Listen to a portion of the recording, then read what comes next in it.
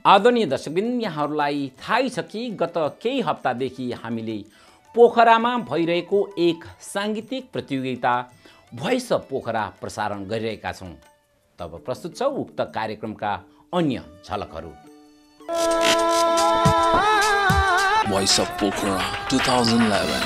Micro MX7 Voice of Pokhara 2011 a mega singing competition मा हार्दिक स्वागत गर्न चाहन्छौँ। म सुरज, म कविता। यो चौथो चरण र चौथो चरण पियानो राउन्डमा हाम्रा सम्पूर्ण कन्टेस्टेन्टहरू अर्थात् 34 जना कन्टेस्टेन्टहरू उहाँहरूले पियानो राउन्डमा आफ्नो प्रस्तुति राख्नुहुनेछ। हजुर, फोर्थ राउन्ड पियानो राउन्डमा हाम्रा गिटारिस्ट सँगसँगै पियानिस्ट पनि उहाँ रेडी हुनुहुन्छ। गिटारिस्टमा हामी माझ हुनुहुन्छ मोहन गुरुङज्यू। आउनुहोस्, उहाँलाई पनि हार्दिक स्वागत गरौँ। त्यसैगरी आजको यो राउन्डमा अर्का एकजना म्युजिसियन पनि रहनु भएको छ, पियानिस्ट, र उहाँ हुनुहुन्छ पियानोमा राजेश विष्टज्यू। आजको यो चौथो चरण पियानो राउन्डको पहिलो कन्टेस्टेन्टलाई अबलाई पनि हामी स्टेजमा बोलाउन चाहन्छौँ र आजको हाम्रो पहिलो कन्टेस्टेन्ट रहनु भएको छ माया गुरुङ।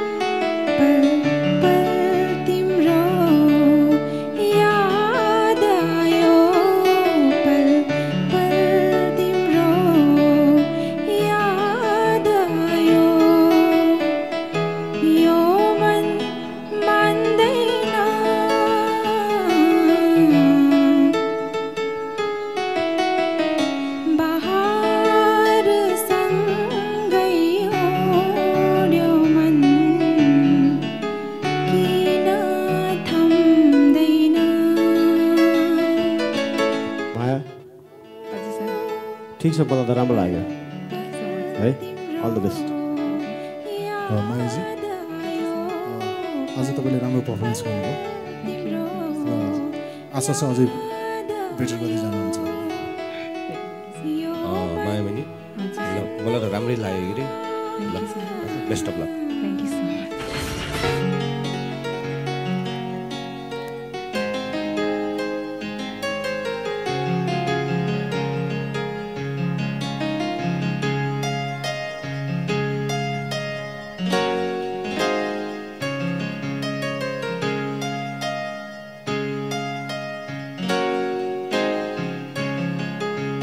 मन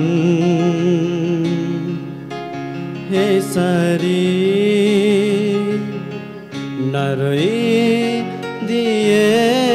हुन्थ्यो, जो यसरी नदुखी दिए हुन्थ्यो।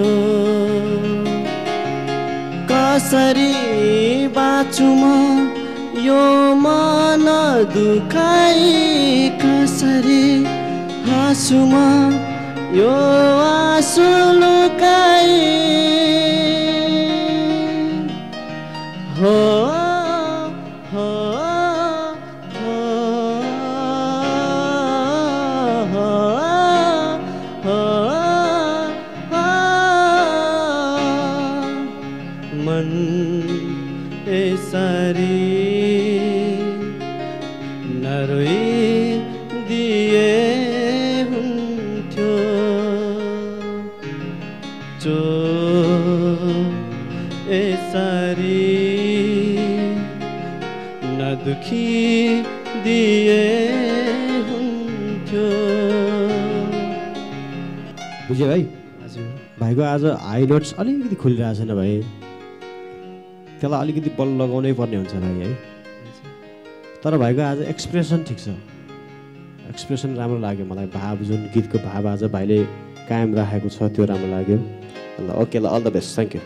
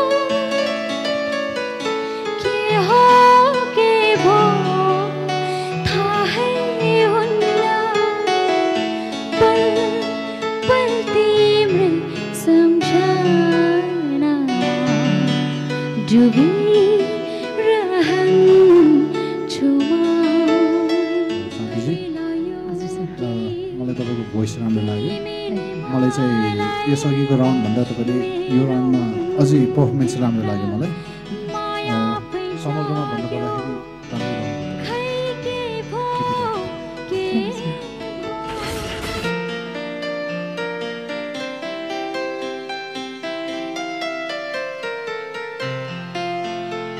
मलाई भुल्यो कि बाचा तोड्यो कि मलाई भुल्यो कि बाचा तोड्यो कि देखेर कसैलाई बाटो मोड्यो कि देखेर कसैलाई बाटो मोड्यो कि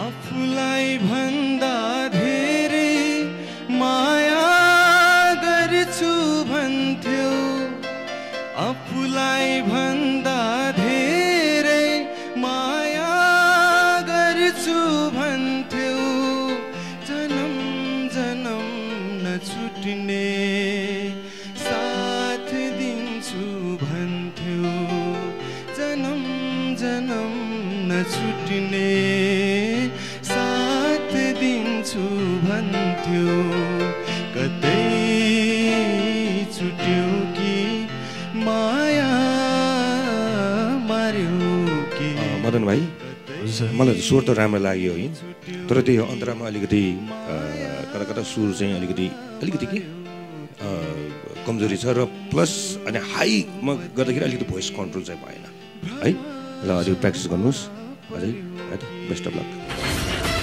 शिशिर झरितो मेरो जीवनमा बसन्तको न्यानो कहिल्यै छैन शिशिर झरितो मेरो जीवनमा बसन्तको न्यानो कहिल्यै छैन आभास सुखको कहिल्यै पाइन कहिले पाइन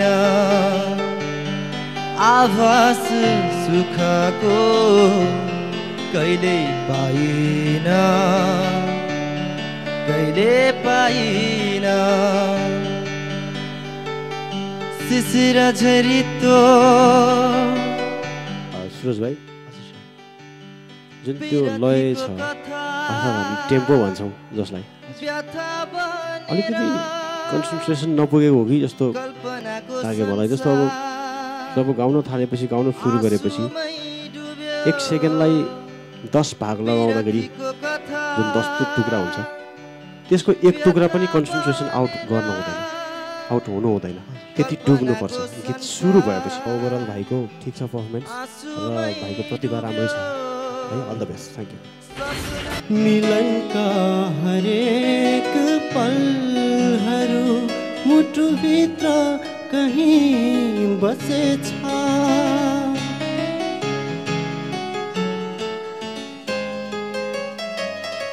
मिलनका हरेक पलहरू मुटुभित्र कहीँ बसेछ, विपनामै सपना देख्ने बानी मलाई परेछ,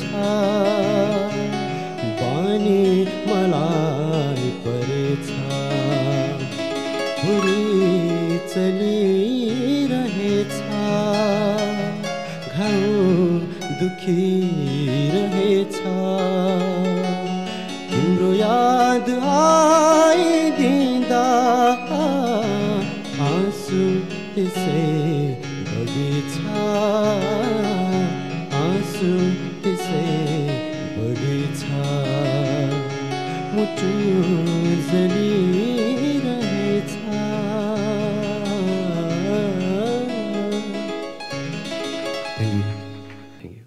रमेशजी, हजुर, आज तपाईँले गाउनुभएको गीत त्यति सजिलो गीत होइन त्यो गाउनको लागि।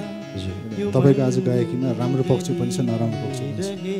तपाईँको राम्रो पक्ष चाहिँ कस्तो भने बिचबिचमा घुमाउने ठाउँहरूमा तपाईँले जस आफ्नो एउटा ओरिजिनालिटी पनि हाल्नु भयो जस्तो लाग्यो मलाई।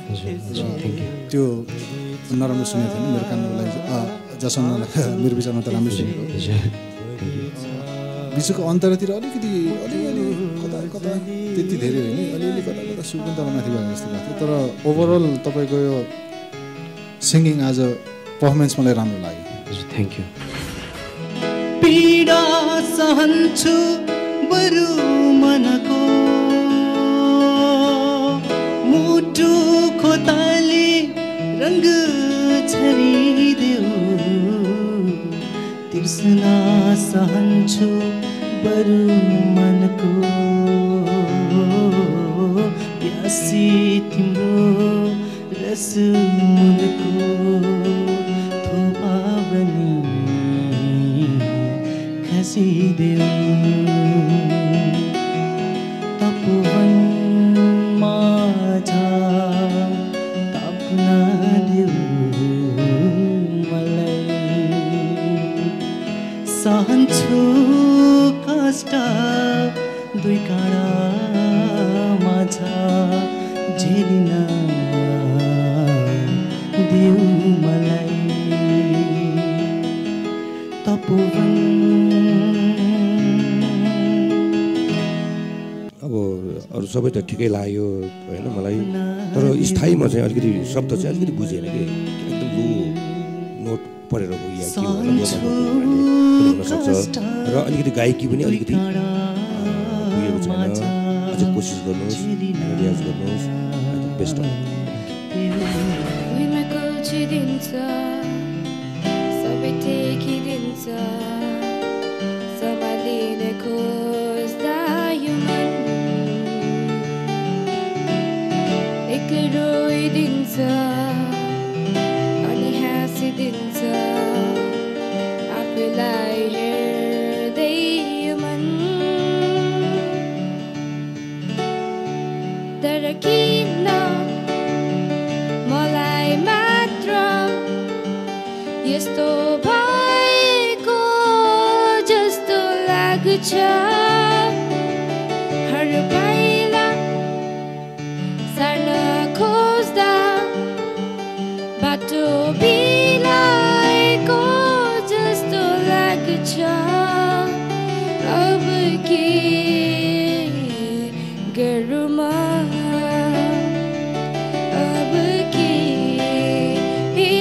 गरौँ म। सो मुस्कान, साँच्चैको डरै लाग्यो कि गीतमा मात्र भनेको हो कि साँच्चैको डरै लाग्यो? बाटो बिलाएको तिम्रो डर तिमीसँग छ मुस्कान अझै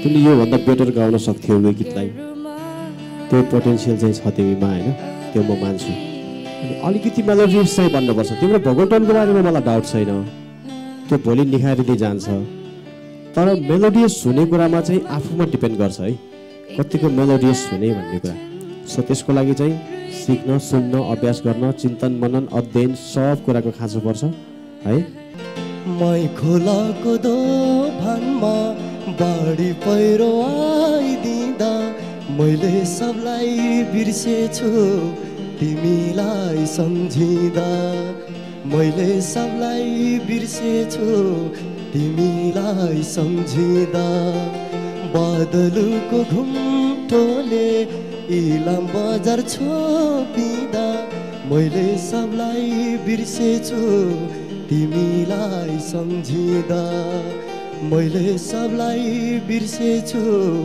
तिमीलाई सम्झिँदा मैले सबलाई बिर्सेछु तिमीलाई सम्झिँदा थ्याङ्क यू ओम भाइ हजुर सुरुमा आलाप लिँदाखेरि त्यसमा अलिकति सुर होइन अलिकति बिग्रियो लागेन मलाई स्वर त राम्रै लागेछ है र अनि गीत गाउँदाखेरि यो अन्तरातिर आएर अलिकति ठाउँ ठाउँमा पनि सुर लागेको छ तपाईँले उठाउँदाखेरि मैले सबलाई बिर्सेछु भन्दाखेरि तपाईँ सुरुबाट खुसिनु भएको छ पक्कै त्यसपछि फेरि आफ्नै त्यो भएर म सबै कन्टेस्टेन्टहरूलाई के एउटा अनुरोध गर्छु भने सुरुदेखि लास्टसम्म नै तपाईँहरूले प्रत्येक शब्द प्रत्येक ताल सबैले उत्तिकै महत्त्व दिएर गाइदिनु होला है भाइको आवाज दमदार छ भाइ है तर भाइले अलिकति आफ्नै आवाजलाई न्याय गरिरहेको देखिँदैन इभेन चाहिँ कोसिस गर्यो भने आवाजको दुनियाँमा एउटा चाहिँ नौलो आवाज या चाहिँ एउटा चाहिँ राम्रो आवाज एउटा चाहिँ स्तरीय आवाज चाहिँ फेरि नेपाली जनताले पाउनेछन् भन्ने मलाई लागिरहेछ सिङ्गिङ पनि भाइको ठिक छ ल बाँकी कुराहरूको लागि चाहिँ शुभकामना छ है thank you Voice of Pokhara 2011 यी थिए सगरमाथा टेलिभिजनका नेपाल प्रतिनिधि घनश्याम लामिछानेबाट प्राप्त साङ्गीतिक प्रतियोगिता भोइस अफ पोखराका केही अंशहरू यो कार्यक्रम हामी आगामी हप्ताहरूमा समेत दिँदै जानेछौँ